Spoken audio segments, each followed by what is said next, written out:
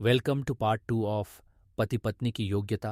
मध्यम ब्रह्मचारी जो दो वेदों को सांगोपांग ब्रह्मचर्य पूर्वक समाप्त करे। निकृष्ट ब्रह्मचारी जो एक वेद को सांगोपांग ब्रह्मचर्य पूर्णक समाप्त करे। ये तीनों प्रकार के क्रम से 48, 36, 24 वर्ष के ब्रह्मचारी होते हैं, क्योंकि एक एक वेद के पढ़ने में 12-12 वर्ष व्यतीत होते हैं। इसी मंत्र के भाव को लेकर महात्मा मनु ने भी कहा है, वेदांधीत्य वेदो व वेदम चापि यथाक्रमम अविप्लुत ब्रह्मचर्यो गृहस्थाश्रममाविशेत। अर्थ अखंड ब्रह्मचर्य का पालन करते हुए संपूर्ण वेदों को अथवा एक वेद को भी यथाक्रम पढ़कर गृहस्थाश्रम में प्रवेश करे। उत्तम ब्रह्मचारी विद्वानों में बैठा हुआ कैसा प्रतीत होता है। तानि कल्पत ब्रह्मचारी सलिलस्य पृष्ठे तपोतिष्ठत तप्यमाण समुद्र सस्नातो बभ्रू पिंगलः पृथिव्याम बहु रोचते अथर्व। ब्रह्मचारी समुद्र के समान गंभीर बड़े उत्तम व्रत ब्रह्मचर्य में निवास कर महातप को करता हुआ वेद पठन वीर्य निमह आचार्य के प्रियाचरणादि कर्मों को पूरा कर यथाविधि संपूर्ण विद्या में स्नान करके विद्याओं की सुंदरता से सौंदर्य युक्त होके पृथ्वी में अनेक शुभ गुण कर्म और स्वभाव से प्रकाशमान होता है। ब्रह्मचारी 3 समिधा लेकर गुरु के पास जाता है। उस समित पाणी ब्रह्मचारी की कितनी सुंदर उत्कृष्टता वेद में कही है। ईय समित पृथ्वी द्यौद्वितीयोतांतरिक्षम समिधा प्रीणाति ब्रह्मचारी समेधा मेखलया श्रमिण लोकांस्तपप्ता विपत्ति अथर्व। तीनों समिधा उपलक्षण मात्र है। यथार्थतः पहली समिधा तात्पर्य है पृथ्वी अर्थात भूगर्भ संबंधी ज्ञान, और दूसरी अर्थ इलाक की गतिविधि का ज्ञान, तथा तीसरी से अंतरिक्ष पाबंदी ज्ञान अर्थात नक्षत्रादि सभी लोकांतरों के संबंध खने वाले ज्ञान को प्राप्त करने के लिए वह गुरु से प्रार्थना करता है।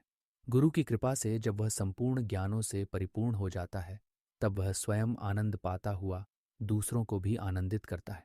ब्रह्मचर्येति समिधा समिद्धा काषणम वसानो दीक्षितो दीर्घश्मश्रु ससद्य हैति पूर्वस्मादुत्तरम समुद्र लोकान संगृभ्य मुहुराचरिकृत अथर्व।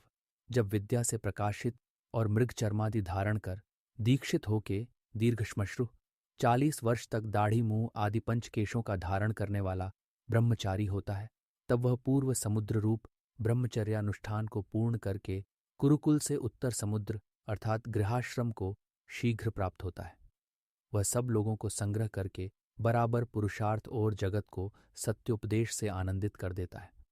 जिस प्रकार पुरुषों को ब्रह्मचर्य और सविद्याओं के धारण करने का अधिकार वेद में है, उसी प्रकार स्त्रियों को भी वेद की आज्ञा है कि ब्रह्मचर्येण कन्या युवान विंदते पतिम अथर्व।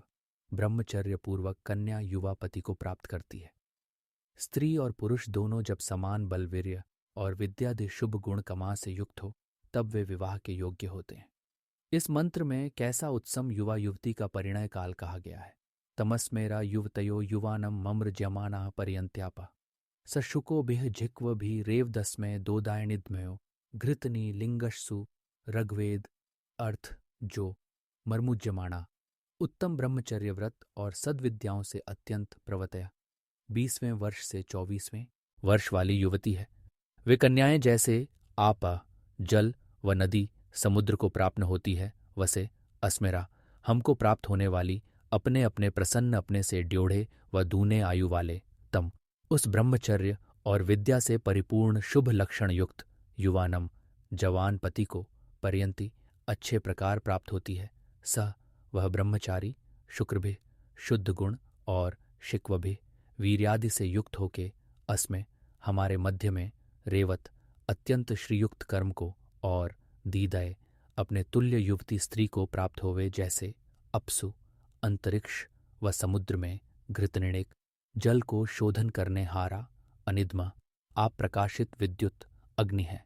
इसी प्रकार स्त्री और पुरुष के हृदय में प्रेम बाहर अप्रकाशमान और भीतर सुप्रकाशित रहकर उत्तम संतान एवं अत्यंत आनंद को गृढ़ताश्र में दोनों स्त्री पुरुष प्राप्त हो।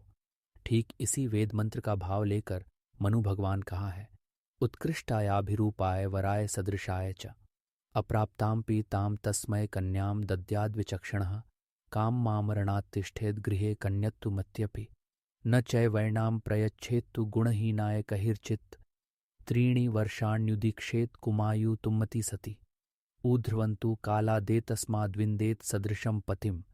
यदि माता पिता कन्या का विवाह करना चाहें तो अति उत्कृष्ट शुभ गुण कर्म स्वभाव वाले कन्या के सदृश रूप लावण्यादि गुणयुक्त वर ही को चाहें।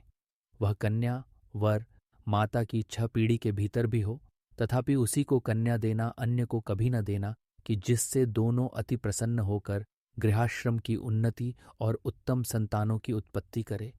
एक चाहे मरण पर्यंत कन्या पिता के घर में बिना विवाह के भी बैठी रहे, परंतु गुणहीन असदृश अनमेल दुष्ट पुरुष के साथ कन्या का विवाह कभी न करे, और वर कन्या भी अपने आप स्वसदृश के साथ ही विवाह करे।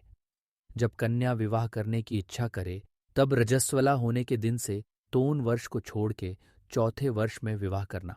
33 बार रजस्वला होने के बाद विवाह में पदार्पण करना चाहिए। वेद विरोधी वाममार्गियों ने निम्न कल्पित श्लोक बताकर उल्टी ही गंगा बहा दी और आर्य जाति का मूल ही विरोहित कर दिया। 8 वर्षा भवेद गौरी, 9 वर्षा च रोहिणी, 10वीं अजेत कन्या तत्त ऊर्ध्व रजस्वला, माता तस्था पिता चैत्र ज्येष्ठो भ्राता तथैव च, त्रयस्ते नरकम यान्ति दृष्ट्वा कन्यान रजस्वलाम। 8 वर्ष की पुत्री का नाम गौरी, 9 वर्ष का रोहिणी और 10 वर्ष की का कन्या, उसके बाद रजस्वला। माता पिता और बड़ा भाई यदि कन्या को रजस्वला देख लें तो वे तीनों नरक को जाते हैं। प्रत्यक्षय की प्रमाणम के न्याय से साफ मालूम हो रहा है कि इन उपरोक्त श्लोकों के प्रचार ने तीनों को ही नहीं वरन आर्य संतान मात्र को आज नरक में ढकेल दिया है। न इन इलोकों का प्रचार होता और न आज ऐसा रौरव नरक देखना पड़ता। गर्म देशों में प्रायः 13-14 वर्ष की आयु में कन्याएं रजस्वला होने लगती हैं। मनुस्मृति के आदेशानुसार 36 बार रजस्वला होने पर अर्थात 3 वर्ष और जोड़ देने से 16वें वर्ष के बाद 17वें वर्ष को आयु विवाह योग्य सिद्ध होती है। और शीत प्रधान देशों में जहाँ जितनी न्यूनाधिक शीत पड़ती है वहाँ उसी के अनुसार रजस्वला होती है, अर्थात कहीं 17 और कहो 20 वर्ष की आयु से रजया धर्म आरंभ होकर 3 वर्ष के बाद विवाह योग्य तैयार होती हैं। इसीलिए वेद, स्मृति आदि धर्मशास्त्रों ने आयु की कैद वर्षों द्वारा न दिखाकर रजस्वला होने के 3 वर्ष बाद दिखाई है। शरीर ज्ञान के विज्ञाताओं ने वेदानुकूल जा समय कम से कम निश्चय किया है। वह बड़ा ही उत्तम और सुपरीक्षित है। जैसे सुश्रुताचार्य सुश्रुत संहिता में लिखते हैं,